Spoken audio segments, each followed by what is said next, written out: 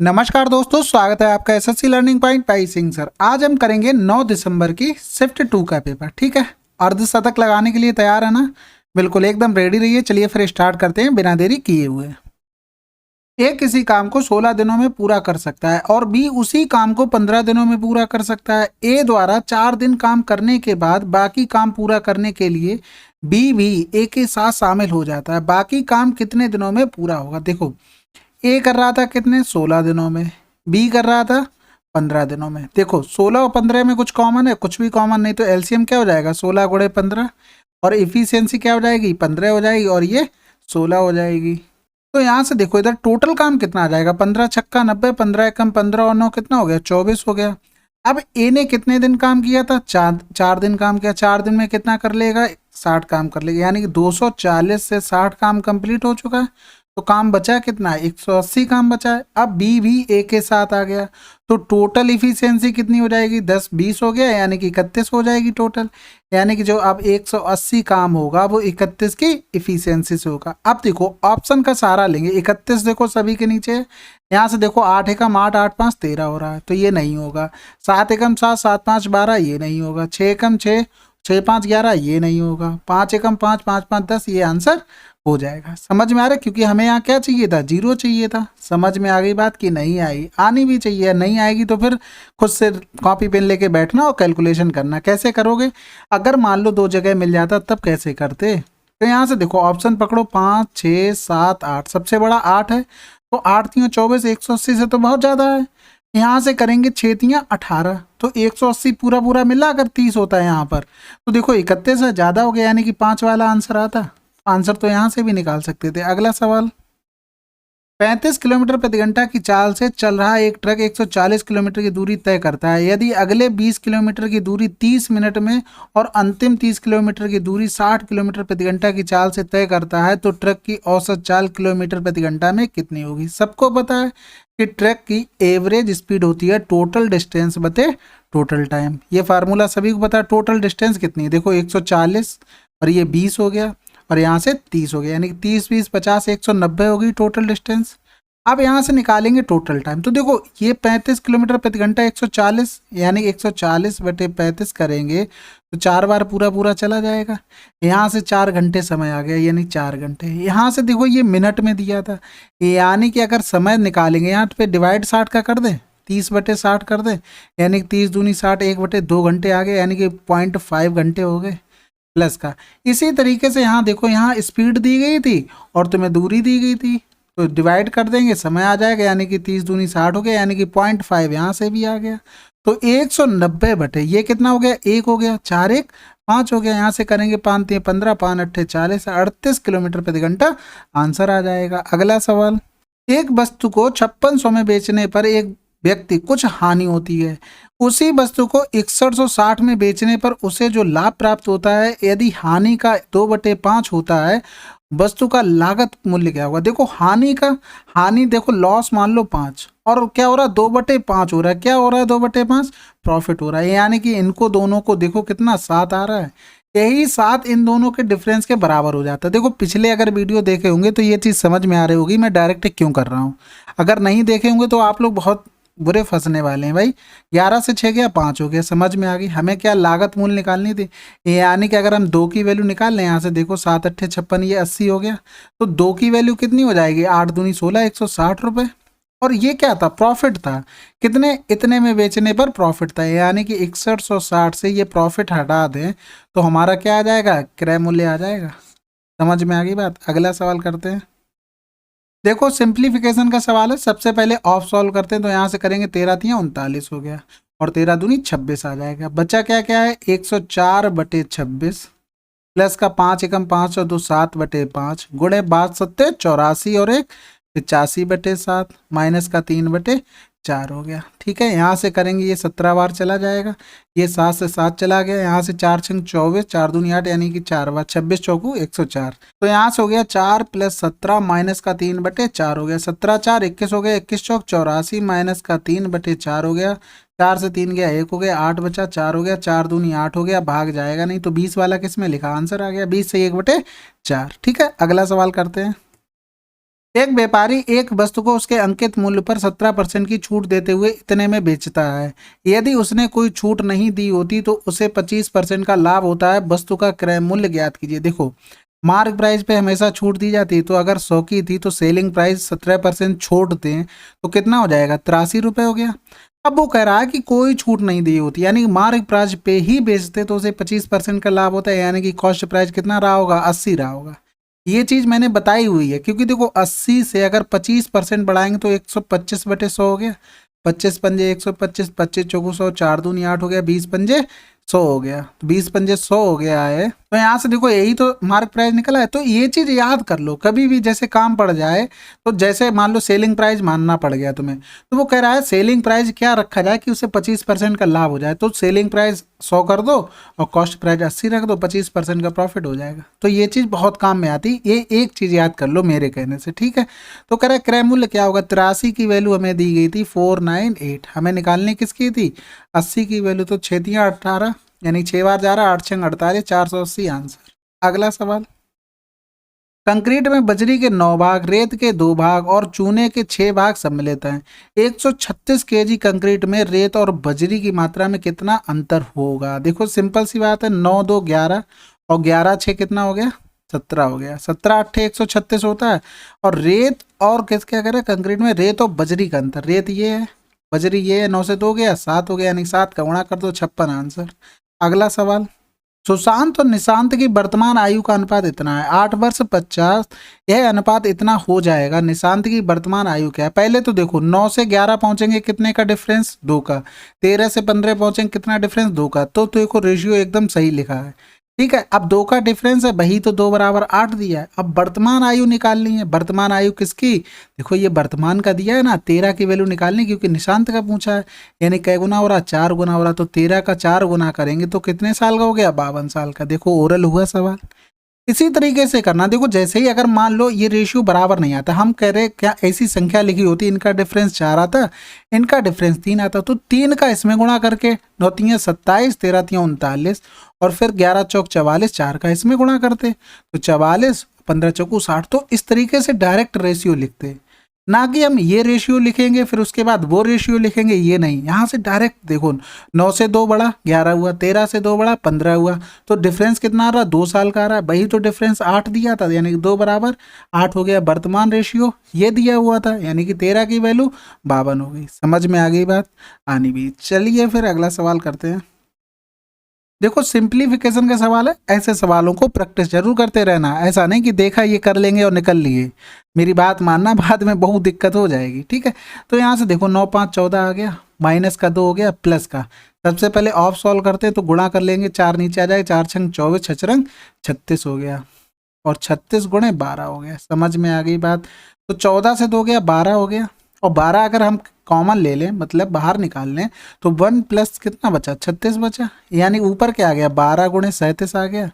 अब नीचे देखो, नीचे क्या क्या हो रहा है, यहाँ से देखो डिवाइड करेंगे तो 8 तियां 24 हो गया, फिर 3 दूनी 6 हो गया, और 6 और वो भी किसका है, माइनस का है, यानी कि 6 से 3 गया, माइनस का 3 हो गया। यहाँ से करेंगे तो 3 चौकू 12 हो गया, 4 सत्ते 28 हो गया, यहाँ से लगा दो 4 3 12 तो 14, माइनस का 148 आंसर आ गया। देखो इनको प्रैक्टिस करते रहना, मैं अभी भी कह रहा हूँ, नहीं तो पेपर में बहुत दिक्कत हो जाएगी। अगला सवाल करते हैं। एक ठोस बेलनाकार छड़ का आयतन इतना है, यदि छड़ की लंबाई इतनी है तो बेलनाकार छड़ के आधार की त्रिज्या क्या होगी। देखो आयतन क्या होता है बेलन का, पाई आर स्क्वायर एच बराबर कितना दिया था, 2750। तो ये हो गया 22/7। आर स्क्वायर की वैल्यू हमें नहीं दी गई थी, 35 को दिया गया था, यानी कि 27500। तो यहाँ से 11 दूनी 22 हो गया, 11 दूनी 22, 11 पंजे 55 हो गया। तो देखो 7 पंजे 35 हो गया, पचम 25 हो गया। फिर देखो आर स्क्वायर बराबर कितना आ गया, 25 आ गया, क्योंकि ये 2 से कट गया होगा, तो आर बराबर कितना आ गया, 5। ठीक है ना, सरल सवाल था। अगला सवाल करते हैं। 1,25,000 की राशि को अर्धवार्षिक रूप से चक्रवृद्धि होने वाली निश्चित ब्याज दर पर 1.5 वर्ष का चक्रवृद्धि ब्याज 15,608 लेता है। उसी राशि का उसी ब्याज दर पर 3 वर्ष का साधारण ब्याज क्या होगा। देखो यहाँ क्या हो रहा है, अर्धवार्षिक हो रहा है, अर्धवार्षिक कह रहा है ना, ये देखो, यानी कि जो भी रेट आई होगी, जो भी रेट यहाँ पर अगर मान लो R% दी जाती है, इसका आधा करके रेट निकल के आएगी। क्योंकि अर्धवार्षिक की बात कर रहा है, यानी कि 1.5 वर्ष कह रहा है ना, 1.5 वर्ष कह रहा है, तो इसमें कितनी टाइम स्लैब बनी होगी? 6-6 महीने की 3 स्लैब बनी होगी, यानी कि कहीं ना कहीं स्क्वायर हुआ, क्यूब हुआ होगा। समझ में आ गई बात, मैं कहाँ पकड़ना चाह रहा हूँ? यानी 1,25,000 और फिर 1,25,000 में हमें ब्याज मिला 15,608 का। कितने का? 15,608, यानी 8 0 6 5 5 10 की 0 हासिल लगा, 1 13 1 14, यानी कि 14,06,08। समझ में आ गई बात, मैं क्या पकड़ रहा हूँ? यानी कि 3 साल का, यानी कहीं ना कहीं हमें क्यों मिलेगा। अब क्यों मिलेगा तो इसको कर लेते हैं ना, 4×3 = 12 किया, 4×1 = 4 किया, 1 बचा, 4 दूनी 8, 4 पंजे 20, 0 हो गया, 4×3 = 12 हो गया, बचा कितना? 2 बचा, 4 पंजे 20 हो गया, 4×1 = 4, फिर 2 बचा, 4 पंजे 20, 4 दूनी 8 हो गया। तो यहाँ से देखो 2 से काट दें, 2×1 = 2 हो गया, और 2 पंजे 10, 2 छक्के 12, 2 दूनी 4, 2 पंजे 10। ये देखो ये दिख गया मुझे, 25 का क्यूब हो रहा है यहाँ पर। यहाँ देखते हैं, 2×1 = 2 हो गया, 2 सत्ते 14 हो गया, 1 बचा, 2 पंजे 10, 1 बचा, 2 सत्ते 14, 2 सत्ते 14, 2 छक्के 12 हो गया। 17,576 किसका होता है? 26 का होता है। समझ में आ गई बात? तो बात पकड़ में आ गई कि नहीं आ गई? तो यहाँ से देखो 25 से चीज 26 हो गई, यानी 1 का मिला बटे 25, थोड़े कर देंगे तो 25 चौकू 100 हो गया, यानी कि हमारी रेट क्या आई? 4% है, क्योंकि R%/2 बराबर दिया था 4, यानी R बराबर कितनी आ गई? 8% रेट आ गई। अब हमें यहाँ से साधारण ब्याज निकालना था, तो साधारण ब्याज निकालना था 1 2 3 और 8×3/100 हो गया। ठीक है, 8×3 = 24 हो गया, 1 0, 24 पंजे 120, हासिल लगा 12, 24 दूनी 48, 48 और 12 60 हो गया, हासिल लगा 6 हो गया, 24 से कम 24 और 6 30, यानी कि आंसर आ गया 30,000। बहुत सरल था, बस कैलकुलेशन बेस्ड था। ठीक है, अगला सवाल करते हैं। 3 संख्याओं ए बी सी का औसत 63 है, यदि पहली संख्या ए संख्या बी और सी के योग की 3/4, यानी कि अगर ये इन दोनों का योग 4 है तो ये कितनी है? 3 है। हमारे हिसाब से एवरेज 4 3 7/3, क्वेश्चन में दिया गया था 63, हमें क्या निकालना था? पहली संख्या, यानी कि 3 की वैल्यू निकालनी थी, यानी 3 बराबर निकालेंगे 63/7, ऊपर 3 चला गया और 3 का गुणा, 7 नेम 63 हो गया, यानी 3 त्रिका 9 नेम 81। अगला सवाल, 30% अम्ल वाले विलयन के 15 लीटर में कितने लीटर शुद्ध अम्ल है? देखो सिंपल सी बात है, 15×3 = 45, 4.5। ठीक है, ये तो ओरल वाला सवाल था। अगला सवाल, यदि लागत मूल्य का विक्रय मूल्य से अनुपात इतना है, देखो 5 से चीज कितनी बढ़ गई? 2/5 करेंगे, 5 दूनी 10 हो गया, यानी 40% आंसर। ऐसे ही करना है, इन्हीं सवालों में तो टाइम बचना है आपका। अगर इनमें भी आप पेन चला के कर रहे हैं तो आप पीछे हो रहे हैं। ठीक है, ये चीज़ ध्यान रखना, कोशिश करो। अभी तो देखो मॉक दोगे ना आप, प्रीवियस ईयर भी मॉक के थ्रू दीजिए ना, उसमें क्या कीजिए, यही चीज़ लीजिए और ओरल सोचने की कोशिश कीजिए। अगला सवाल, एक निश्चित धनराशि पर 10% वार्षिक ब्याज की दर से 3 वर्षों में प्राप्त चक्रवृद्धि ब्याज इतना है, समान धनराशि पर समान दर से समान समय में प्राप्त साधारण ब्याज ज्ञात कीजिए। बहुत सरल सवाल है। देखो 10% को क्या लिख सकते हैं? 1/10, यानी कि चीज 10 से क्या हो गई? 11 हो गई। देखो ये सब लिखने वाली चीजें नहीं थी, डायरेक्ट लिखा जाता। 331 बराबर दिया है 1324 और 300 बराबर निकाल लेते। ये दिमाग में कैलकुलेशन होती। देखो 3 साल का कह रहा है तो हमें क्यूब करना पड़ेगा। इसका क्यूब याद होगा? याद नहीं होगा तो याद कर लो फटाफट। इसकी देखो कितना बढ़ गया, 331 बढ़ गया। इसी की तो ब्याज दिया गया था 1324। हमसे पूछा गया साधारण ब्याज, यानी कि हमने यहाँ पर क्या माना? मूलधन 1000। 1000 पर अगर 10% की रेट से 3 साल में हम ब्याज देखें तो कितना निकलेगा? 300। इसी की तो वैल्यू निकालनी थी। तो यहाँ से देखो, यहाँ से देखो, इसका क्या गुना हो रहा है? 4 गुना हो रहा है। इसका भी 4 गुना कर दें, आंसर क्या आ गया? 1200। इसी सवाल तक कैलकुलेशन आपकी अच्छी होनी चाहिए। अगला सवाल, 3 वर्ष पहले राम और श्याम की औसत उम्र इतनी थी, जब सैयद उनके साथ आ गया तो औसत उम्र 25 वर्ष हो गई। सैयद की वर्तमान उम्र क्या? देखो 3 वर्ष पहले कह रहा है, अब सबकी उम्र में, राम और श्याम की उम्र में 3-3 साल जोड़ेंगे, यानी कि जो प्रेजेंट में दोनों की एवरेज होगी तो 23 होगी, क्योंकि इसमें भी 3 जुड़ा होगा, इसमें भी 3 जुड़ा होगा।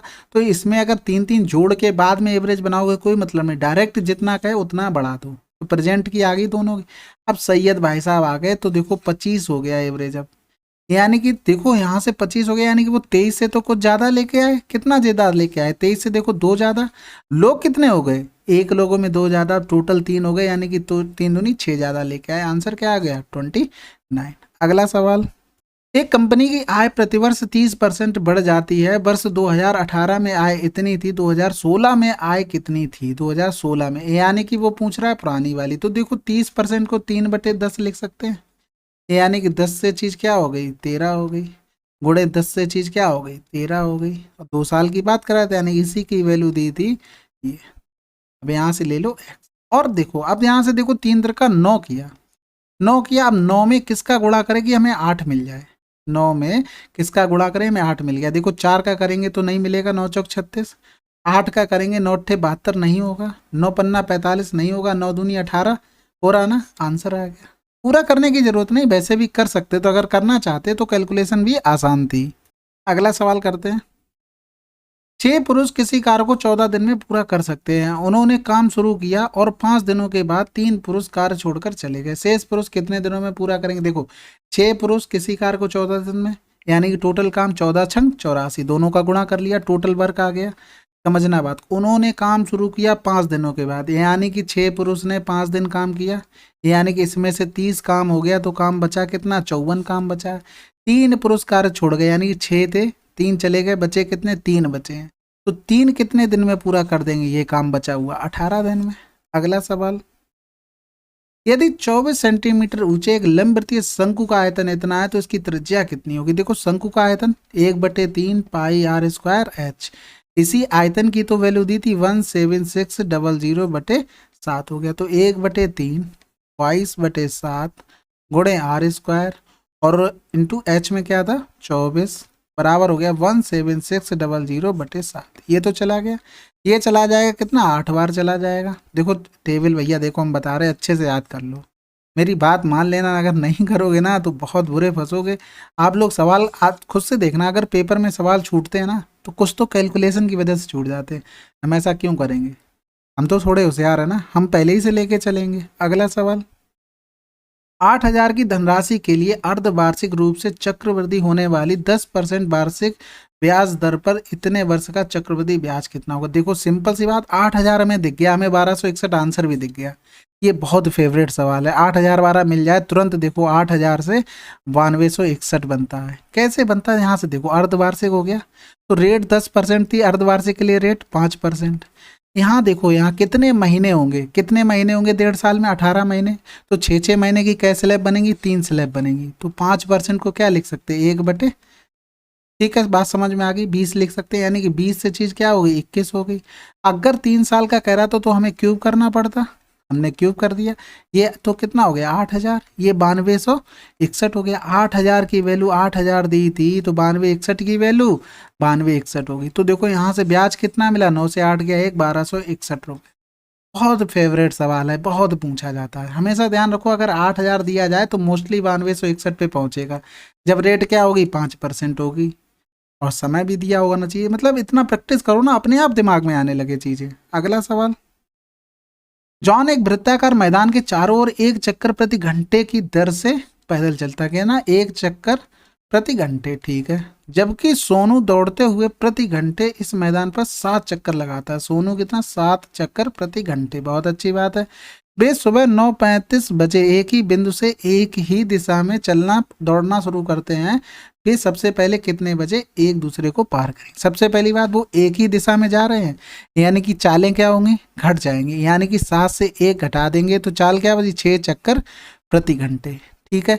अब उन्हें क्या करना है, वो पकड़ना है, यानी कि पहले कितने बजे, सबसे पहले कै बजे मिलेगा, यानी कि चक्कर उन्हें कै लगाना, 1 चक्कर ही तो लगाएगा वो ना, 1 चक्कर ही तो लगाना है उसे, यानी कि हमारी दूरी कितनी हो गई 1 चक्कर हो गई, दूरी कितनी होगी 1 चक्कर उसे लगाना है। और हमें चाल भी पता थी, चाल कितनी थी 6 चक्कर प्रति घंटा। समझ में आ गई, हमें निकालना क्या है, समय निकालना है, यानी कि चाल बराबर, यानी कि एस बराबर D/T होता है। तो डी कितना हमारा 1 है, चक्कर कितने हैं मतलब सॉरी एस नीचे आ जाएगा टी ऊपर, यानी कि इसको क्या लिख सकते हैं T बराबर D/S लिख सकते हैं। तो समझ में आ गई, यहाँ से क्या निकाल रहे हैं हम टाइम निकाल रहे हैं। ये किस में हो गया घंटे में, गुणा 60 कर दिया, ये काट दिया तो 10 मिनट आ गए, क्या आ गए 10 मिनट, यानी कि 9:35 के बाद वो 10 मिनट और उसे लगेंगे, यानी कि 9:45 पे वो एक दूसरे को मिल जाएंगे। बात समझ में आ गई ना, बात समझना, थोड़ी कोशिश करना, थोड़ा दिमाग पे जोर डालना। अगला सवाल, 3 बॉक्स ABC 5, 7, 11 के अनुपात में गेंदें रखी हुई हैं, यदि तीनों बॉक्सों में गेंदों की कुल संख्या 92 है, यानी कि यदि 4 गेंदों को बॉक्स B से बॉक्स A में और 8 गेंदों को बॉक्स C से बॉक्स A में डाल दिया जाता है, तो इन 3 बॉक्सों ABC में गेंदों का नया अनुपात क्या होगा। देखो टोटल 7 5 12, 12 हो गया 23 हो गया, 23 चौको कितना होता है 92 होता है। समझ गए बात, यानी कि इन सब में 4 का गुणा करना पड़ेगा। समझ गए ना, इन दोनों को तीनों को जोड़ा तो 23, 23 की वैल्यू 92 हो गई, एक की वैल्यू 4 हो गई। समझ गए ना आप। तो 4 का गुणा करेंगे पहले, 5 चौको 20, 7 चौक 28 हो गया, 11 चौक 44 हो गया। ये ए हो गया, बी हो गया, सी। अब कह रहा है यदि 4 गेंदों को बॉक्स बी से बॉक्स ए में, यानी कि 4 गेंदें यहाँ से गई और इसमें डाल दी उसने ए में, और 8 गेंदों को बॉक्स सी से, यानी 8 गेंदों को बॉक्स सी से बॉक्स ए में डाल दिया गया है। तो अब रेशियो बताना, तो 8 4 12 हो गया, यानी कि यहाँ से 32 हो जाएगा। 28 से 4 गया तो 24 हो गया, यहाँ से कितना बता 36 बचा। तो 4 अट्ठे 32, 4 चंग 24, 4 ने 36, यानी 8 6 9 आ गया रेशियो। कितना आ गया 8:6:9। अगला सवाल, किसी आदमी ने 50 रुपए प्रति लीटर के मूल्य पर 30 लीटर दूध खरीदा। बहुत अच्छी बात है। दूध मथने के लिए 15 रुपए खर्च करने के बाद उसे 4 केजी क्रीम और 30 लीटर टोंड दूध मिला। यदि उसने 300 रुपए प्रति किलोग्राम के मूल्य से क्रीम, 40 रुपए प्रति लीटर के मूल्य से टोंड दूध, उसका लाभ क्या है। देखो उसने क्या किया, 50 रुपए प्रति लीटर के मूल्य पर 30 लीटर दूध खरीदा। समझ रहे, यानी कि उसने 1500 का दूध खरीद लिया। फिर कह रहा मथने के बाद 15 रुपए खर्च कर दिए मथने के लिए, तो 1515 की चीज हो गई। बात समझ में आ गई, यानी कि टोटल उसने अपने पास से इतने रुपए लगाए। फिर कह रहा 4 केजी उसे क्रीम मिली, 4 केजी उसे क्या मिली, क्रीम मिली, और 30 लीटर उसे दूध मिल गया, टोंड दूध। दूध एक ही था तो दूध ही लिख ले रहे हैं। उसने 300 रुपए प्रति किलोग्राम क्रीम, यानी कि इसमें गुणा किसका करना पड़ेगा 300 का, यानी कि यहाँ से चीज कितने मिल गए उसे रुपए 1200। दूध बेच दिया 40 रुपए के हिसाब से उसने, तो 30 लीटर मिला था ना, तो 4 तिया 1200, यानी टोटल कितने उसे मिले 2400 रुपए मिल गए। ठीक है। अब 1500 में देखो कितना प्रॉफिट ले रहा। अगर 1500 में हम डायरेक्ट देखते तो 900 का प्रॉफिट लेता वो, लेकिन उसने 15 रुपए और पार से खर्च किए, तो 15 900 से और कम कर दो तो कितना बचेगा। 15 हम 900 से कम कर रहे हैं तो 885 बचेगा। तो यहाँ से देखो 8 8 5 बटे 15 और 15 गुणे 100 प्रॉफिट परसेंटेज निकालना था हमें, और कुछ नहीं करना था। यानी कि यहाँ से करेंगे 5 एकम 5 काट लें क्या, हाँ ठीक है, 5 एकम 5 हो गया, बचा कितना 3, 5 सत्ते 35, फिर बचा 3, 5 सत्ते 35, यानी 5 तिया 15, 5 तिया 15 हो गया, 7 7 14 15 अभी भी कट जाएगा 3 जी, यानी 3 पंजे 15 हो गया, बचा कितना 2, 3 ने 27। अब क्या, अब डायरेक्ट भाग कर देते हैं भाई, इसके अलावा कोई ऑप्शन नहीं बचा। तो देखो ऑप्शन देखा करो सबसे पहले, अगर देखो इसमें तो इजी है भाग करना, 101 से जा रहा है इसलिए, नहीं तो ऑप्शन पकड़ो, सब में शुरू में 5 है, चलो 5 है भाई, 101 हो जाएगा, यानी 505 हो जाएगा। तो 10 से 5 गया 5 हो गया, ये 8 हो गया, फिर उतारा लिए 0। अब देखो यहाँ से 8 बार जाएगा, बिल्कुल चला जाएगा। तो देखो ऑप्शन 8 इसमें भी है, 8 इसमें भी है, तो इससे काम हमारा नहीं चला। तो देखो 8 एकम 8 हो गया 0, 8 एकम 8 हो गया, 10 से 8 गया 2, 5 से यहाँ बचा 4, फिर देखो पॉइंट लगाया और 0 बढ़ाया। अब देखो 4 बार जाएगा, केवल 4 बार जाएगा, यानी तेरे 58.4 किस में लिखा, इसमें लिखा, आंसर आ गया। अगला सवाल करते हैं। एक इत्र का क्रय मूल्य 720 है, यदि इस पर दुकानदार द्वारा दी जाने वाली छूट 15% है तो इत्र का विक्रय मूल्य कितना होता है। देखो क्रय मूल्य पर कभी छूट नहीं दी जाती है, लेकिन इस सवाल में बोला गया तो छूट देनी पड़ेगी, हमारी बस की बात नहीं। ठीक है, तो यहाँ से करेंगे 5 दूनी 10 हो गया, ये 17 हो गया, यहाँ से हो जाएगा 36 बार, तो 17 छक्का 102 हो गया, 17 ते 51, 612 आंसर आ रहा है। ठीक है, अगला सवाल करते हैं। 4 अंकों की वह बड़ी से बड़ी संख्या कौन सी है जिसे 18, 36, 48 से विभाजित करने पर प्रत्येक बार समान शेषफल 8 प्राप्त होता है। देखो इन नंबरों का हमें लेना पड़ेगा एलसीएम, फिर जो एलसीएम आएगा फिर 4 अंकों की बड़ी से बड़ी संख्या इसमें डिवाइड करेंगे, फिर जो रिमाइंडर बचेगा उसमें से ये घटा देंगे, यानी कि जो संख्या आएगी उसमें से ये घटा देंगे। फिर 8 शेषफल चाहिए, तो 8 शेषफल चाहिए तो फिर 8 का और करना पड़ेगा। ठीक है, तो इतना ना करके डायरेक्ट चेक कर लो, 18 से चेक करेंगे, 18 पंजे 90, 9 बच गया, फिर 18 पंजे 90, 8 बच गया। समझ ना, कैलकुलेशन अच्छी होना चाहिए। फिर 18 चौक 72 हो गया, यानी कि 12 शेषफल बच रहा, ये नहीं होगा। 18 पंजे 90, फिर 18 पंजे 90, 6 बच गया, 18 तिया 54 हो गया, यहाँ 10 शेषफल बच गया, ये नहीं होगा। 18 पंजे 90, फिर 9 बचा, 18 पंजे 90, 4 बचा, 18 दूनी 36 हो गया। 36 में कितना जोड़ें कि 44 आ जाए, 8। समझ गए बात को, तो ये हो सकता है। फिर यहाँ से करेंगे 18 पंजे 90, फिर बचा 9, फिर 18 पंजे 90, 4 बचा हो गया, फिर 18 दूनी 36, यहाँ तो 10 बच रहा है यानी कि कैंसिल, एक ही ऑप्शन ऐसा था। ठीक है, तो ऐसे भी कर सकते हो। और फिर ज़्यादा बड़े नंबर होते हैं तो ऐसे ही किया करो, क्योंकि दिक्कत होती है। क्या फ़ायदा है, कैलकुलेशन अच्छी कर लो, थोड़ी सी मतलब कठिनाई लेने उठानी पड़ती है भाई, हर किसी को करना पड़ता है। अगला सवाल, दो संख्याएं 7 11 के अनुपात में है, उनका एलसीएम 385 है, उनमें से छोटी वाली संख्या क्या है। देखो इसमें क्या होता है, एलसीएम अगर जैसे मान लो नंबर 7x 11x ले लो, इनका एलसीएम लेंगे तो x तो कॉमन हो गया, बाकी 7 गुणे 11, तो एलसीएम ना लेके हम डायरेक्ट लिख लिया करो। ये तो प्रैक्टिस के ऊपर होती है। देखो सवाल अगर प्रैक्टिस है तो एक्स नहीं लिखते हैं, अगर प्रैक्टिस नहीं तो एक्स लिखनी पड़ेगी। तो 11 तियाँ 33 हो गया, 11 पंजे 55, 7 पंजे 35, यानी 1 बराबर 5 आ गया। यानी कि यहाँ पर हमने रख दिया, एक एक्स बराबर आ जाएगा कितना 5। तो छोटी वाली संख्या यानी कि 7 की वैल्यू 35 आंसर आ गया। अगला सवाल करते हैं। चलिए फिर 9 तारीख की शिफ्ट 2 आपकी कंप्लीट हो गई है। मैं आशा करता हूँ आप लोगों को बहुत मज़ा आया होगा इस वीडियो में। चलिए फिर मिलते हैं अगले वीडियो में, तब तक के लिए जय हिंद जय भारत।